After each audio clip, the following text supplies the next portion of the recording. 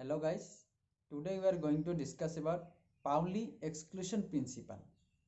Okay, what is Pauli exclusion principle or what is the statement of this principle?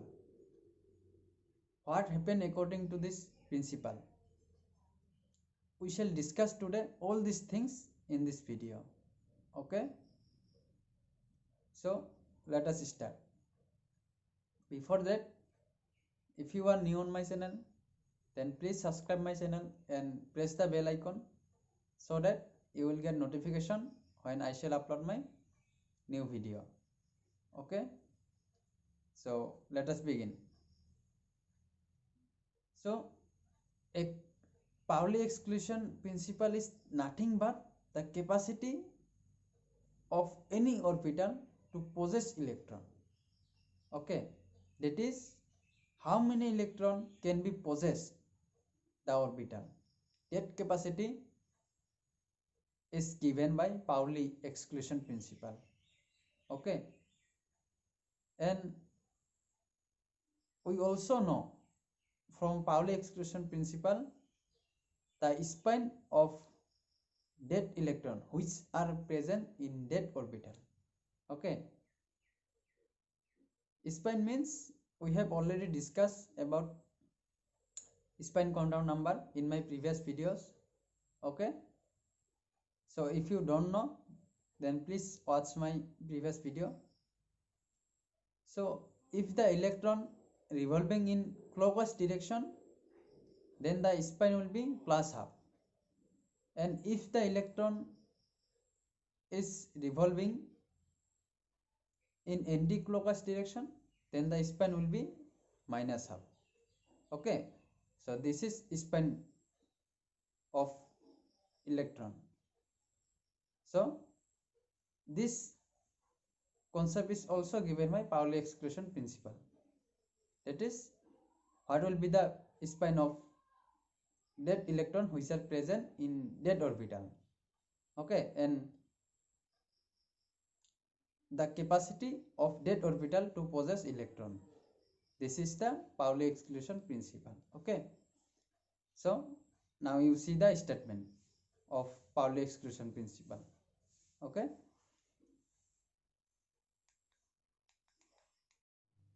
now you see the statement of Pauli exclusion principle. Okay, so it states that an orbital can have maximum 2 electrons and this must have opposite spins. That is, as I have already told you, Pauli exclusion principle is nothing but the capacity of any orbital to possess electron. Okay, so according to Pauli exclusion principle, that capacity to possess electron for any orbital is 2.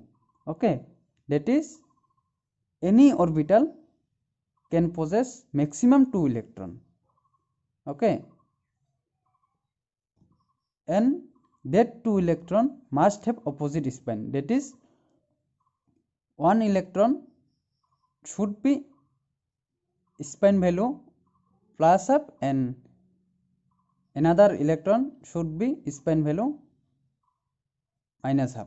Okay, that is, if one electron is revolving in clockwise direction, then the other will be revolving in anti-clockwise direction.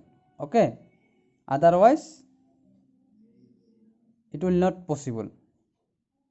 Okay, so this is Pauli exclusion principle. You see, if this is the orbital, then according to Pauli exclusion principle, this orbital can have 2 electron. Okay, it cannot have 3 electron or 4 electron. According to Pauli exclusion principle, this electron must possess only 2 electron, maximum number of 2 electron. Okay, so this is Pauli exclusion principle, and the 2 electrons that are present in this orbital should have opposite spin. That is, this electron is revolving in clockwise direction, that is its have spin value plus half, and this electron is revolving in anti-clockwise direction, that is this electron has minus half spin value. Okay, this is the Pauli exclusion principle. Or you may write this in this way also, that is here one electron is in this direction and one electron is in this direction. Okay, that is also correct because both are opposite direction in both the case.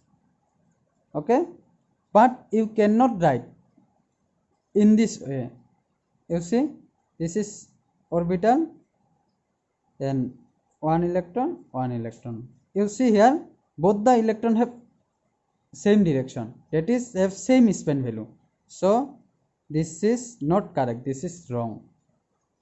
Okay, or this one, you see this one also wrong because here in this case also both the electron have same spin value or same direction. Okay, so these are wrong, this is correct, these two are correct. Okay, we have to write the electrons present in any orbital in this way, that is one electron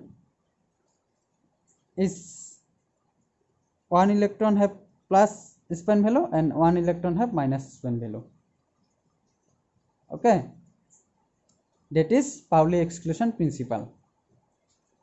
So Pauli exclusion principle gives us how to write electrons present in orbital. Okay, in any orbital how many electron is present we get from Pauli exclusion principle. Okay, this is all about Pauli exclusion principle. I think Pauli exclusion principle is clear. So see you on my next video. Thank you for watching.